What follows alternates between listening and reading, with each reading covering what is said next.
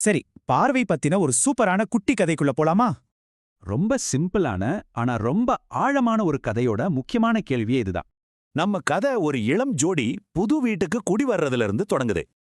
அடுத்த நாள் காலையில அந்த பொண்ணு அவங்க பக்கத்து வீட்டுக்காரங்க துணி துவைக்கிறத பாக்குறா. அந்த துணிய சுத்தமாவே இல்ல, அவங்களுக்கு சரியா துவைக்கவே தெரியலன்னு சொல்றா. ஒருவேளை அவங்களுக்கு நல்ல சோப்பு தூள் தேவைப்படுதோ என்னவோன்னு நினைக்கிறா. ஆனா இதையெல்லாம் பார்த்துக்கிட்டு இருந்த அவளோட கணவர் அமைதியாவே இருந்தாரு.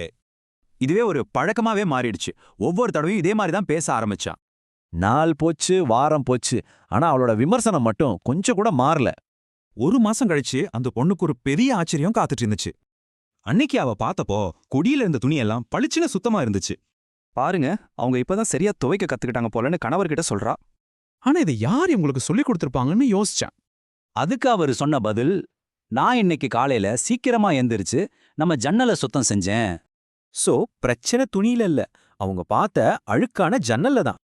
நம்ம வாழ்க்கையும் இப்படிதானே. நாம மத்தவங்கள பார்க்கும்போது என்ன தெரியுதுங்கிறது நம்ம பார்க்கிற ஜன்னல் எவ்ளோ சுத்தமா இருக்கிறத பொறுத்துதான். நம்ம ஜன்னல் அழுக்கா இருந்தா மத்தவங்க மேல குறை தெரியும். அதுவே சுத்தமா இருந்தா அவங்க தெளிவா தெரிவாங்க. நம்ம ஜன்னலை எதுவெல்லாம் அழுக்காக்குது? கோவம், பொறாம, எதிர்மறை எண்ணங்கள்னு நிறைய விஷயங்கள். ஒருத்தரை நாம விமர்சிக்கிறது அவங்கள பத்தி சொல்லாது, அது நம்மள பத்தி தான் சொல்லும். அப்போ உங்க வாழ்க்கையில எந்த ஜன்னலை நீங்க சுத்தம் செய்யணும்னு நினைக்கிறீங்க?